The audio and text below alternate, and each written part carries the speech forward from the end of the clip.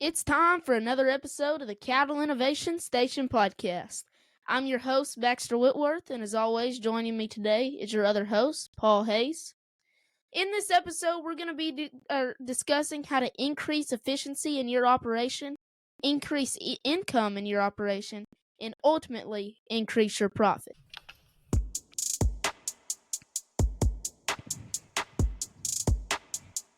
Welcome to the Cattle Innovation Station podcast, bringing you the innovative new ways of the cattle industry. We're your hosts, Baxter Whitworth and Paul Hayes.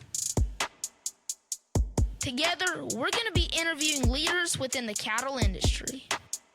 Here on this podcast, our focus is honoring God and innovating the cattle industry. Get ready to listen, learn, and laugh as we help innovate the cattle industry. Let's get innovating.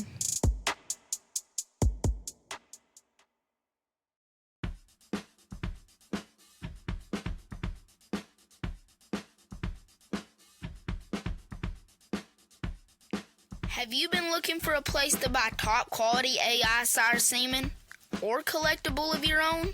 Well, look no further than Elgin Breeding Services.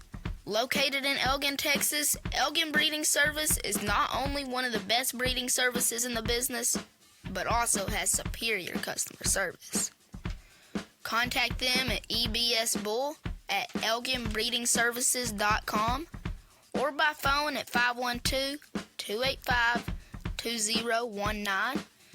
Again, that's 512-285-2019. And visit their website at elginbreedingservice.com.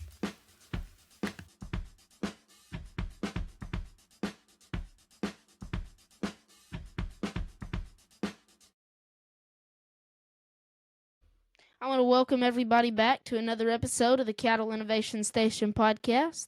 It's not only a new episode, but a new season.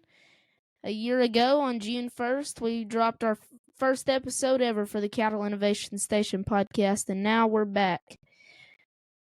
So, our guest today is Dr. Jason Cleere.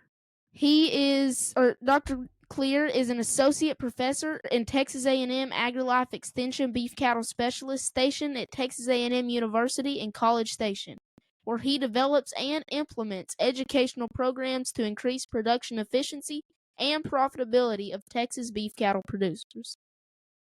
Dr. Cleere has a bachelor's and master's from Texas A&M University and a PhD from Texas Tech University.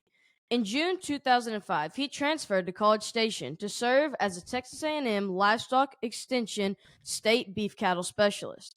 He works to coordinate statewide beef cattle extension education efforts, as well as conduct regional education programs.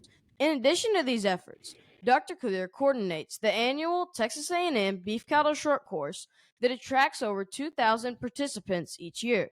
The program has grown into one of the largest beef producer education programs in the U.S. Dr. Cleere also supports the Texas 4-H livestock program by serving in many administrative roles in 4-H programs. He is a member of numerous agriculture associations and owns a purebred cattle operation in Madisonville, Texas. Ladies and gentlemen, please welcome Dr. Cleere. Thank you, Baxter, and thank you, Paul. Yes, sir. Well, we're excited to have you. We have a great number of topics we want to talk about today. I know they won't all fit into the first episode because we're splitting our episodes into 2 episodes a month, but hopefully we'll get to talk a lot about budgeting for ranch and increasing profit and efficiency, and I know that's an area you're well versed on, so I'm excited for that. Paul, you want to help us get to know our guest today? I would love to. With the short bio we just shared about you, we learned that you are most definitely an Aggie, so I'd like to know what your favorite Aggie tradition is. You know, for me, Paul, I think the tradition of, when you greet somebody on campus, saying howdy, to me, that symbolizes the Aggie spirit and the friendship and camaraderie. And so I still love to do that when students walk up to me. Some just kind of look at me, and say, what is this guy doing?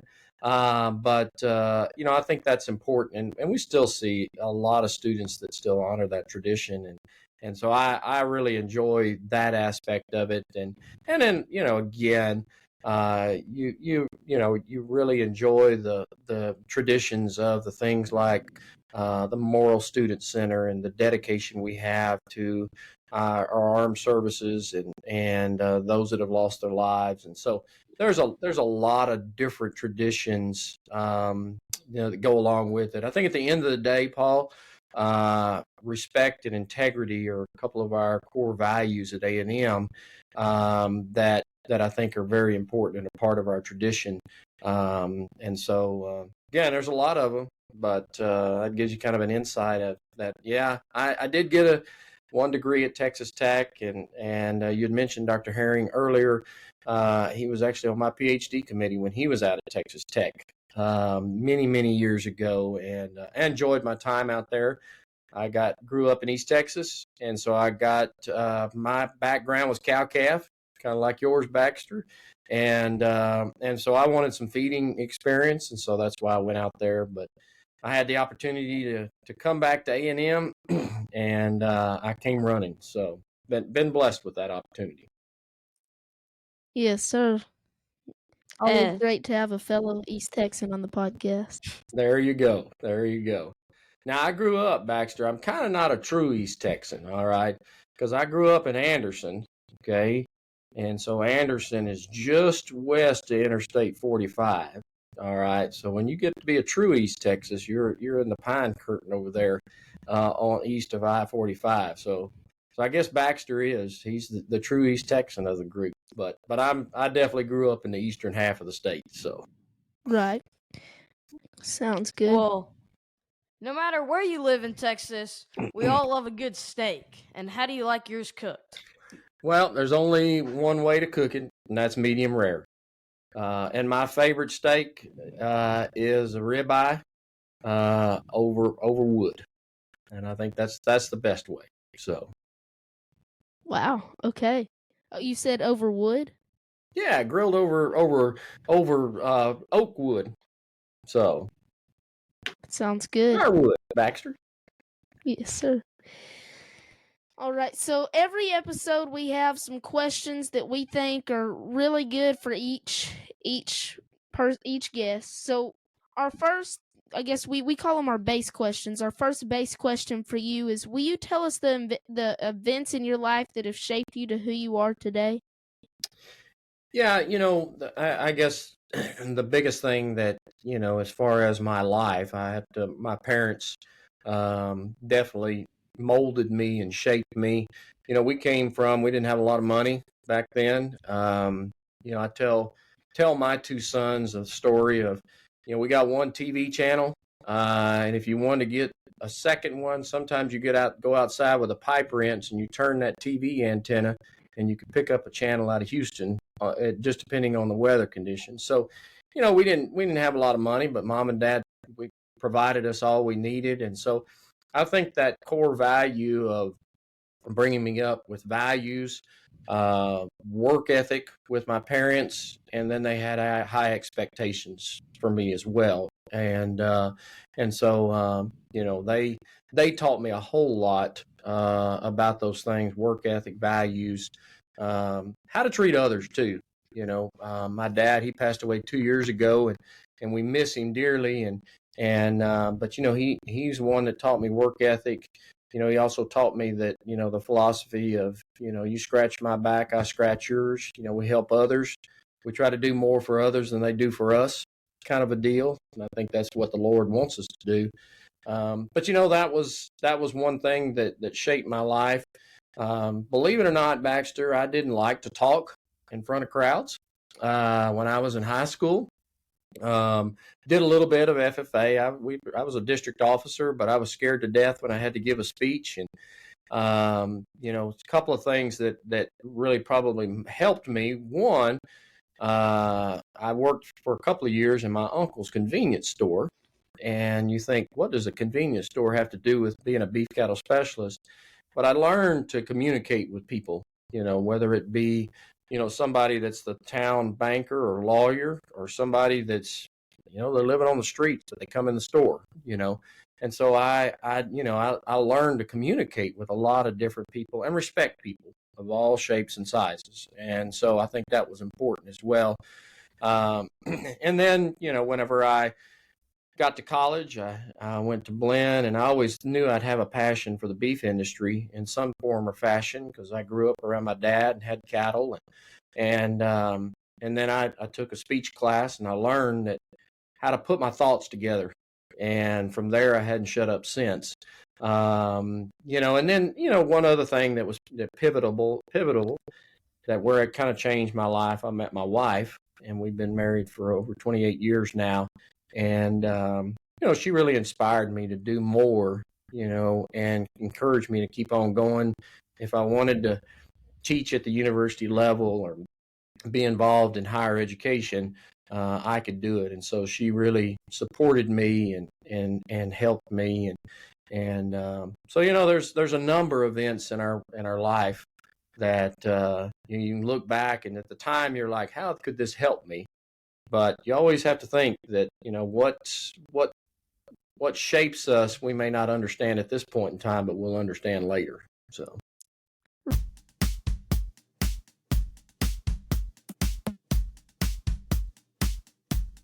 Have you been looking for Brahman cattle with a good genetic background? Contact 79 Cattle Company, selling reliable Brahman replacement heifers, Brahman show prospects, and Brahman bulls.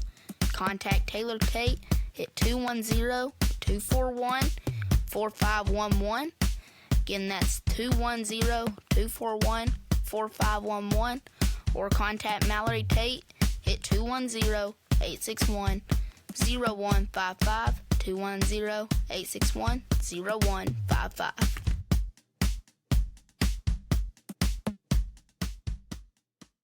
Right, that's definitely true. And you brought up some good points of being respectful and always helping people. And it's truly, I mean, obviously, it's good to know stuff, but it's really who you know, and being able to communicate with people and respect them and help people is a great way to network and get to know people.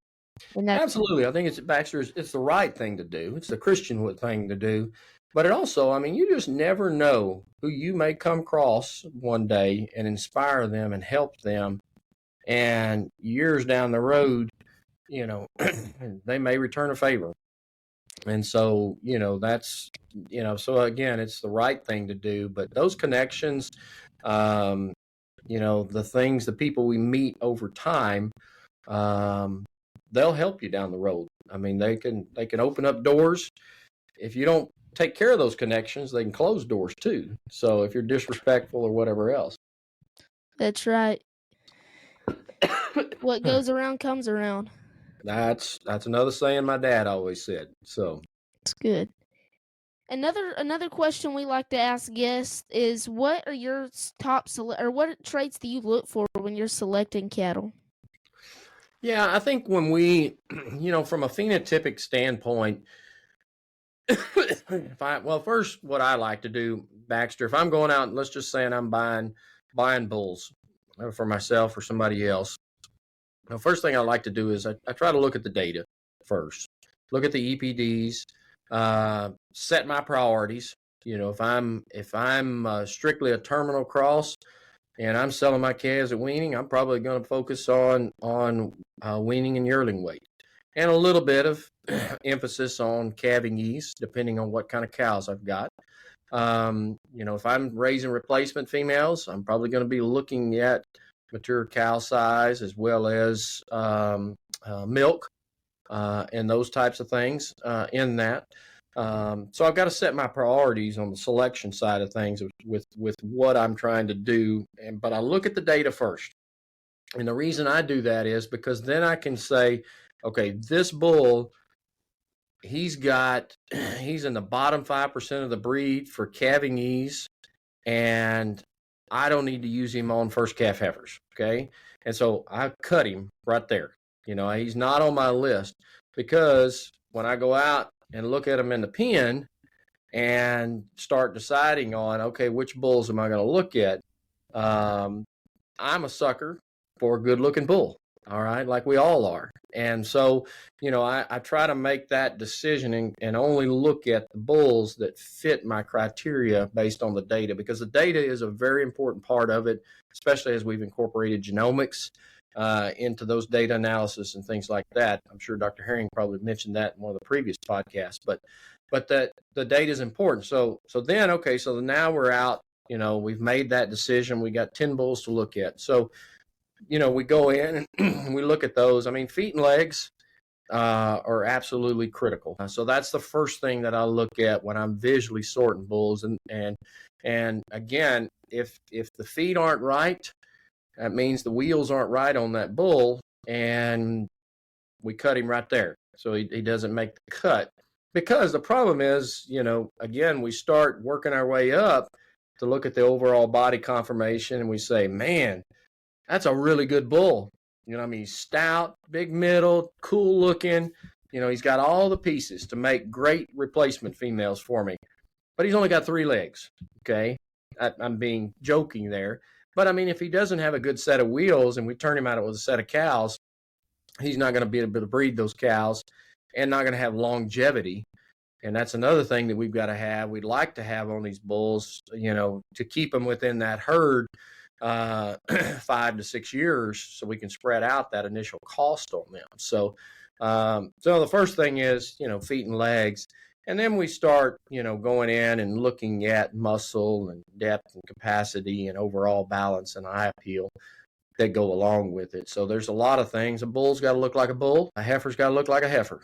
And, so those are things. And of course, reproduction is important too in those animals. And we look at that. Oftentimes, I mean, I grade quite a few commercial heifers for contests and different things and sort through heifers for people. One thing that I'm kind of particular on, in addition to feet and legs, is looking at those cattle from behind and looking at pen width in those cattle, especially on the female side. That they've got to have some adequate width in their pens, because that's where the calf's going to come out. But typically, if they're wider in their pens, they're going to be wider throughout their skeleton as well. So, those are, kind of things that, if I go in and I those are hiccup points. Feet and legs, pen width, those kind of things. There's a lot of the pieces that come together when you're fine tuning those bulls. And then you just have to set your priorities with what's important in your operation. But I mean, at the end of the day, you got to get calves on the ground. That's the end of the day. And, it doesn't matter how good a bull it is or female it is. If they can't bring calves to the table, you're not going to get a payday. That's right. Thank you for that. That was great. You covered all the bases for sure. So, I guess now's the part that really excites us, which is the discussion questions, the questions we really hone in on your specific or areas of expertise. And so we're really wanting to focus on efficiency and making sure that everyone's operating their herd to the best of their ability and decreasing waste, but still gaining income. And so what we kind of want to talk about is the decreasing input cost. And our first question in that area is about decreasing input cost is, what is an area that you see ranchers that maybe they're spending costs that may not be necessary? Yeah, I mean, I think that oftentimes, one area that's always a big concern is kind of the things that rust, meaning the iron. So when you have to make equipment decisions, think about, how is that equipment going to affect me, and is it the best investment into that equipment? Whether it be a squeeze chute, whether it be a tractor, a baler. Are there better ways? Because that equipment's an investment, but it also is a cost, because you're going to depreciate that over time, and so that pulls from the bottom line there. And so you kind of have to figure out and look at, well, what do I actually need on my operation? Do I need a 32-foot trailer that I use once a year to haul my calves to the sale barn? Or am I better off with just a little 16-foot trailer that if I've got to take something to the vet and then I hire when the cowboys come and pin my cows, then I pay them to haul my calves to the sale barn? Think about that and how it. So, iron is kind of one of those things that's probably one of the bigger ones that, people invest and put money into and decide whether or not we need it or not. And so I think that's a critical one. I think a lot of times producers, it's probably not as much they spend too much as it is they maybe don't spend in the right areas.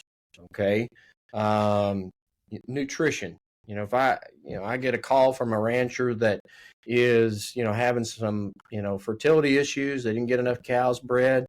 They think they got a disease problem. Well, the first question I always ask is, well, what's the body condition score of those cows? What kind of condition, how much flesh do they have on them? What's your nutrition program? What's your mineral program? Those kind of things. And in today's market time, when calves are worth $1,500 to $2,000, spending a little extra money on nutrition really pays big dividend.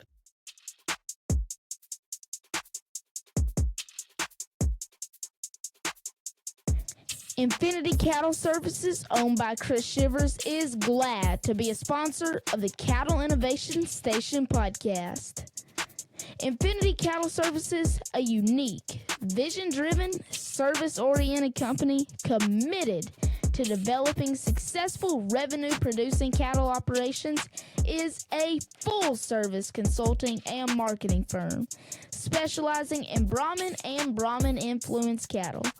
Contact them today to learn more about how they can assist you with locating cattle, cattle mating, sale management, marketing, communications, record keeping, data submission, and a wide array of other services. They can be reached at 713-202-1747. Again, that's 713-202-1747, or at infinitycattleservices@gmail.com. That is infinitycattleservices@gmail.com. Visit their website at infinitycattle.com or check them out on Facebook and Instagram. And Baxter and Paul, I think that, we're kind of at a stage in production, and this cycles through over time. Again, 4 years ago, we were trying to minimize every bit of cost we could because our calves just weren't bringing the money. Now so we were more of optimizing, kind of a situation. We can't cut costs too much because if we cut nutrition, things like that, again, it may hurt our fertility and hurt next year's payday. But then now we're almost to the period of time where we're trying to really maximize production as much as possible. And little things that we can spend money on. Maybe a little extra nutrition is not a bad thing if we can increase that percent calf crop by 5%, because the way calves are worth. Maybe we think about implanting. Utilizing a growth implant now. And if you're not going into a natural program or a program that doesn't allow growth implants, they're perfectly safe. There's nothing wrong with them. But if you're not going into a program like that, a calf implant is worth about anywhere from 15 to 20 pounds from when you put it in to when you wean that calf. 20 pounds in today's market, that's about $60-$70. And it costs you $1.25. So that's pretty darn good investment there with that. So I think we really have to, depending on the cycle that we're in the cattle, is we look at these areas that we're, making investments and so on. A prime example, I was working with a rancher here a couple of weeks ago, and they were kind of on the edge of, they were going to try to, they were a 3-bull operation. And so they were kind of in between deciding whether to go ahead and buy another bull because one went bad, are just going with the 2 bull. So they were kind of between a 2 bull and a 3 bull operation size. And, my reply to them was that, yeah, I don't want you to go spend $5,000-$6,000 on a bull that you don't need. But the problem in today's calf market, if 3.5 cows unbred pays for that bull, okay? And so, I think we have to, in today's market and hopefully the next several years cattle market, we've got to take advantage of every little bit of opportunity we can to raise and sell a calf because they're so valuable right now. That's right. I absolutely agree. And you talked about nutrition, and nutrition is the base function of that animal being as optimal as possible. Without a good nutrition, their health is compromised, their reproduction is compromised, and their gain is compromised because that. So I agree, nutrition is absolutely important, and so that's a great way of refocusing your cost. Absolutely.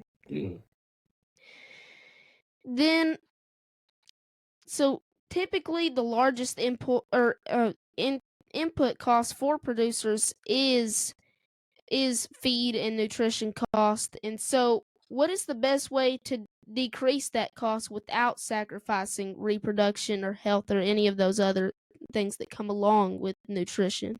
Yeah. I knew you'd ask me that question, Baxter, and I'm gonna throw out it depends. All right. But I do think, and again, every operation's different. Okay.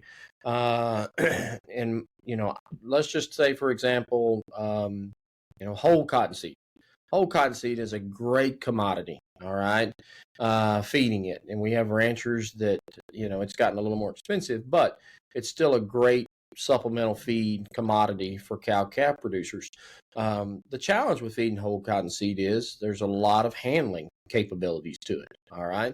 So, for me in my operation, my small operation in the wintertime, when time is essence, because I have my real job that I'm at right here, for me, and I don't have the capabilities to handle that in bulk. I'm not going to, I can't go out there and hand fork cottonseed every other day out there. And my bride of 28 years, she probably wouldn't go do that for me either. Now, what she will do is she can crank up the Mahindra with a cube wagon on the back of it and go and feed those cows that route. Okay. And so I think you have to figure out what system works for you. Again, byproducts or co-products, if you have the opportunity to feed them, you can cheapen up that. But again, depending on the size of your operation, those kind of things. I think it depends on, what, how many times a day you see your cow, a week you see your cows. If you're not out there but once a week, you're probably going to have some kind of self-fed supplement, whether it be liquid or tubs or salt meal, something like that. Which any of those self-fed are a little more expensive because you're paying for some convenience factor on there. But I think the biggest way to really look at cost and shaving it off is, one, price it per pound of nutrient. Okay, so don't go. Okay, so this company has the cheapest bag of cubes, okay, and per bag.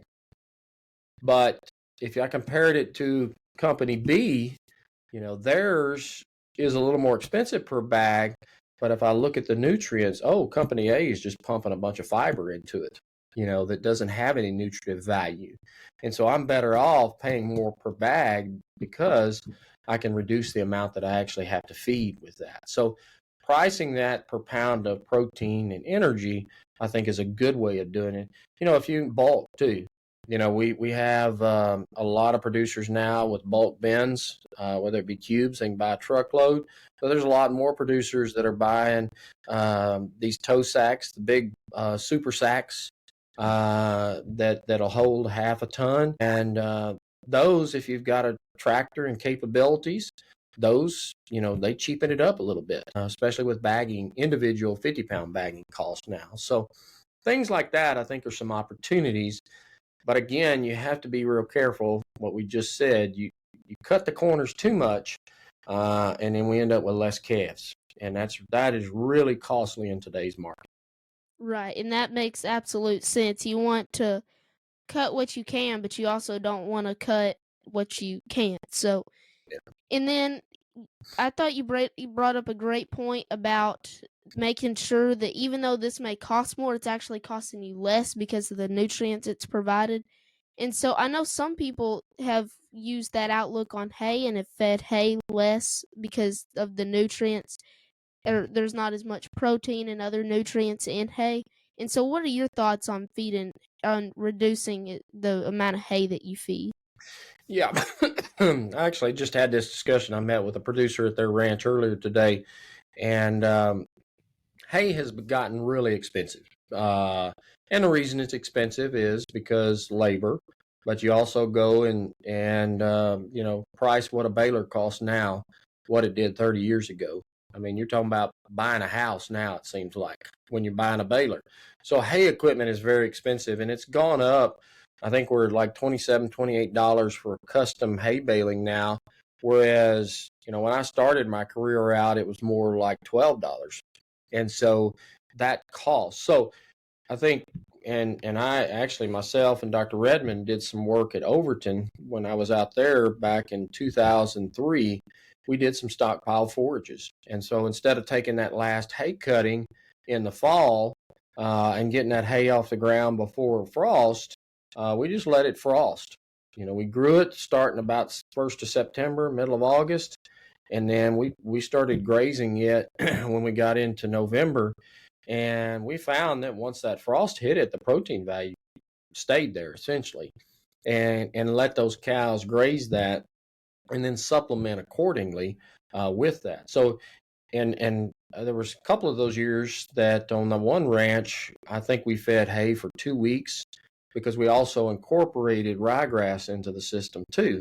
And so again, we shortened that hay feeding down to about 2 weeks, but most years it was about 30 to 45 days is all that we fed that hay. Again, that doesn't fit every operation. I would say that if you are in the hay feeding side of things, it's important to pull a sample on that hay and see what's in it, nutritive wise. And then you can make your supplementation decisions based off of that, because you may be overfeeding, and in some cases, if that hay quality is good enough, and depending on the cow, the stage of production, you may not have to supplement at all to those cows. So I think those are cost-cutting ways that we can look at, and more precision in our strategies of how we feed cows. You know, as some people say, well, you need to put up the best quality hay or buy the best quality hay, and I think that depends. I mean, I have bought some very inexpensive year-old hay that I got really priced right, but I knew that I was going to have some waste because it had set outside. So I factored that loss into the pricing. But then I also knew that I was going to have to supplement more on the cube side of my supplemental feeding. But at the end of the day, it was all about what it cost me per cow per day. Okay. So you have to kind of look at that and figure out what your costs are associated with it. The worst thing you can do is buy sorry hay and pay a lot of money for it. So.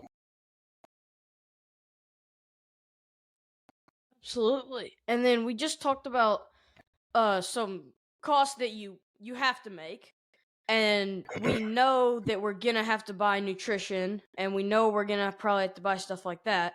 But what about the costs that we don't know that are coming, like our tractor broke down, Yeah. or one of our bulls just died from a disease and we need to buy a new one? How do we prepare for these unexpected expenses like that? Yeah, great question, Paul. And I think you're you're seeing that, and ranchers have just gone through a cycle where they have delayed maintenance. All right, on things, anything from fences to labor necessary to pick up dead trees to new tractor or overhauling a tractor, because we went through that period from about 14, or actually about probably 16. There was about a 7-year period where things were pretty lean. All right. And so ranchers, they delayed having to do some of those things. And so now, because calf prices are high, now there's that opportunity to invest that money back into some of these long-term assets that need to be fixed. And you got to do that, for one, to keep up with the maintenance and all those kind of things. Also set some of that money aside for those unknown expenses that occur, whether a bull dies or whatever. But then you also, you really need to look at it from a tax perspective. Looking at, okay, if I don't go ahead and spend, I'm getting crazy prices for my calves. I'm getting 3 times what I got 7 years ago, 6 years ago, or double to 3 times. If I don't invest it back in the ranch, I'm just going to have to pay IRS for it. And so I think that's what ranchers are doing right now is, you're seeing some upkeep, some fencing, some different things. We're reinvesting it back into the operation. Yes, sir. Well, I can't believe it, but we're already ready to wrap this episode up and start the next one. So this has been a great first section. We'll be back on June 15th for the second episode, but this has been great. Thank you for joining us. Paul, anything we need to cover before we go? Thank you for joining us. Oh, go ahead. That was great talk about decreasing our inputs and just Absolutely, and we'll come back and continue talking about efficiency and increasing profit in your herd. So thank you for joining us, and keep innovating the cattle industry. Signing off.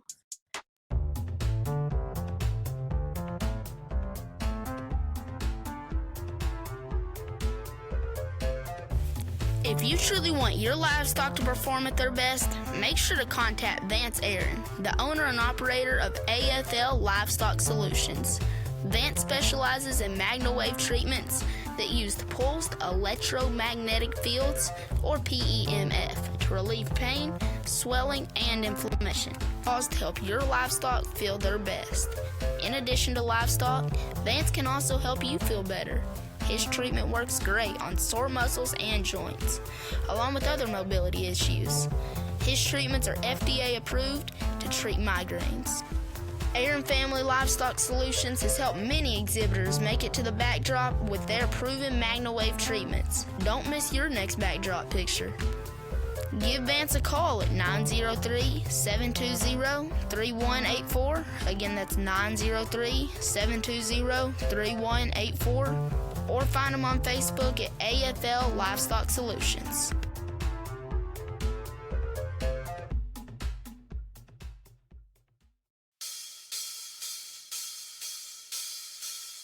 Hello guys, thank you for listening to the Cattle Innovation Station podcast. We want to make this podcast better, so if you would, please like this episode and leave us feedback in the comment section. Something else that helps make this podcast better is when you respond to the polls. So if you're able, please respond to our polls. Help us make this podcast as good as possible. Thank you, God bless, and have a good day.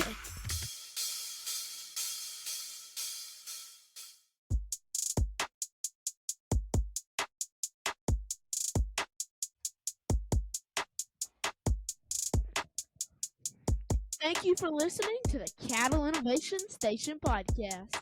we hope you enjoyed the show. We're your hosts, Baxter Whitworth. And Paul Hayes. Remember our key verse, Proverbs 16:3. Commit to the Lord whatever you do, and He will establish your plans. Thank you for listening.